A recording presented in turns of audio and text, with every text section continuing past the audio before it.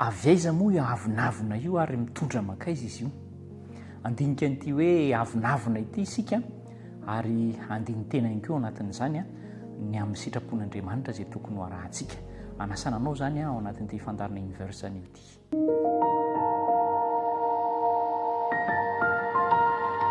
Dia raintsika Andriamanitra satria mahatonga asika mbola ho afaka mitsiky toy izao sy afaka mifampiaraba ara-baina am-pifaliana ihany koa ianao ary rarina ny soa rehetra ho anao eto am-piarahana mianatra ny soratra masina. Anana lohevitra lehibe indray tsika amin'ity herinandro ity dia le hoe ny avinavina sy ny fanetretena. Izany hoe avinavina mifanohitra amin'ny fanetretena.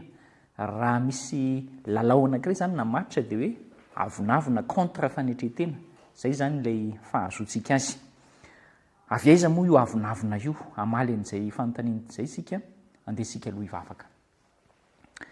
Tompo malalo, misaotra ny amin'ny tombom-potoana izay omenao indray.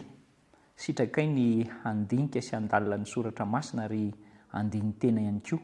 Ka mantatra raha mbola mitahiry avinavina sy milomano anatin'izany koa izahay. Ampahirezo zahay, ampio mba hanana fanetretena koa ary. Ka mihaino anao izay dia mitenena aminay amin'ny anaran'i Jesosy. Amen.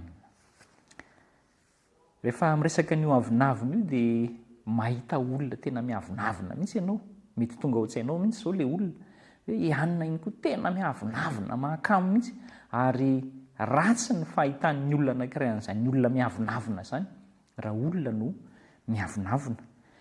Dia tsy ho faly amin'izany mihitsy ianao fa matetika ny hafa ny hitantsika miavinavina aloha.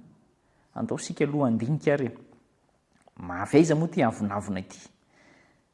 Raha ohatra ka mahita sarina mpanao politika anankiray ohatra izay iverentsika miavinavina, na koa olo-malaza io, na koa mpandraraha io, na iza na ao anatin'ny ankonana mihitsy aza misy lazaintsika fa miavinavina, dia izay zany le hoe fijery mbola makany ivelany foana aloha, fa tsy mety miverina makaty anaty ilay fijery.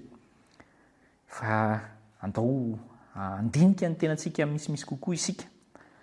Samy efa tafiditra tao anatin'izany avinavina izany daholo anie. Ary tsisy afaka miteny hoe za tsy miavinavina, na hoe za ndray tsy mahay miavinavina fa za tena misarika foana, satria mety ilay ivelany fotsiny no eritreretintsika hoe tsy niaraba olona angamba, na hoe tsy namaly tenin'olona, tsy namaly fanontaniana, izay no everentsika ho avinavina. Fa eto dia ilaintsika fantatra tsara ilay avinavina. Avy aiza ny avian'izy io? Tao anatina anjely anankiray izy io. Anjely n'Andriamanitra nanana ny toerana nisy azy, na ilay hoe kerobima manaloka no anarany, ary dia fantatrao ny resaka hoe izy izay. Izy no niandohany io avinavina io dia tsy izy izany fa i Losifera, izay lasa hoe Satana sy devolo taty aoriana. Fa nanao fanompoana teo anatrehan'Andriamanitra izy. Tsy mbola niavinavina izy aloha, fa nisy fotoana anankiray izay tsisy nahafantatra hoe taiza ho aiza. Fa dia tonga io avinavina io ary nanome eritreritra feno fitiavan-tena, te haka ny toeran'Andriamanitra ambony parany avaratra. Izany ilay fitiavan-tena dia nitondra nakany amin'ny fitsiriritana, dia nanao action isika na asa izay nandresy lahatra ny ampahany anjely izay nahazo ny ray ampatelony.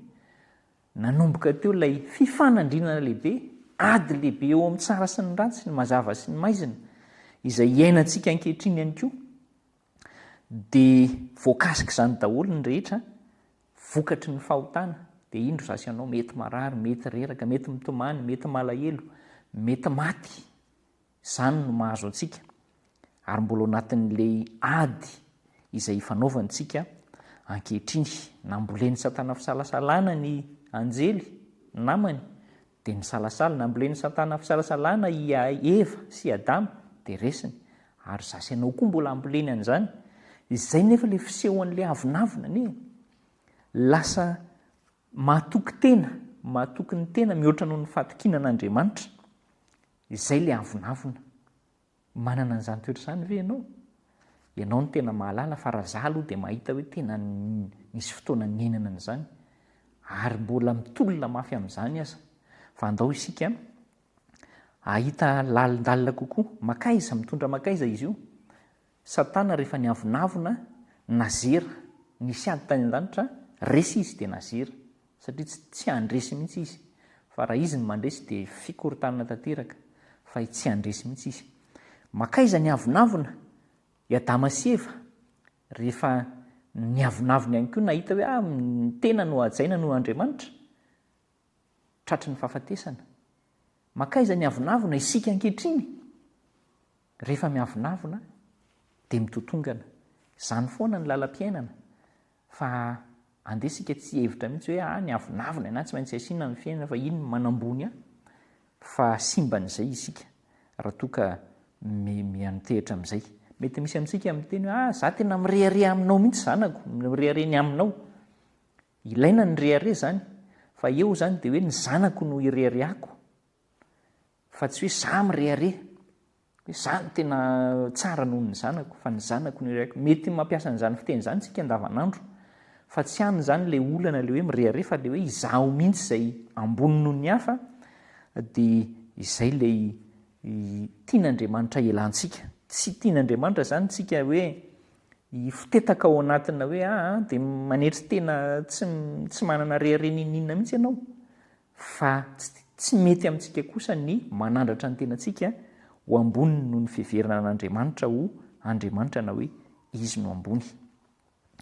Ny tsitrak'Andriamanitra ny ananantsika tanjona tsara amin'ny fiainana ary zany tanjona tsara zany ny voalohany aloha de manana an'Andriamanitra tsika de manana tanjona tsara fa iny tanjona tsara iny rehefa tratra de tsy mahatonga ahy hisongady ny tena hanasongady tena fa mahatonga ahy hanome voninahitra an'Andriamanitra.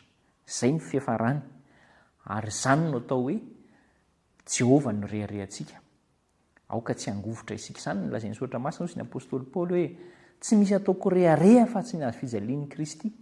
Zany no reharehan'ny apôstôly Paoly. Aoka tsika tsy hanadino fa io arenantsika io, ny fahaiza manao ananantsika io, ny zava-bitantsika io tsy mba mamaritra ny tombam-bidintsika reny satria zany no heverantsika azy. Ny fahaizako, ny faharenako, ny fahalalako, ny fahayan'ny zava-bitako de zany de mamaritra hoe za tena olona tena je suis, izaho no tena izy, izaho no tena enjana. Tsia fa zao tokony hiorina amin'Andriamanitra ny reharehantsika. Zany hoe Andriamanitra no nahatoy izao Andriamanitra no nahatoy izao an'i Josefa tamin'ny androny, nahatoy izany an'i Daniela tamin'ny fotoanany, nahatoy izany an'ireo olona rehetra izay nahita fahombiazan'ny fiainana satria niaraka tamin'Andriamanitra. Andeha homba antsika Andriamanitra ka hiala amin'ny avinavina izaho sy ianao. Hivavaka isika. Tompo, esory aminay ny toetra miavinavina, manandran-tena, manambony tena ary manao an'Andriamanitra ho ambaniny indray fa ampio kosa izay hanaiky etra eo anatrianao mba tsy ho entin'ny avinavina ny amin'ny fahasimbana mandrakizay. Amin'ny anaran'i Jesosy. Amen.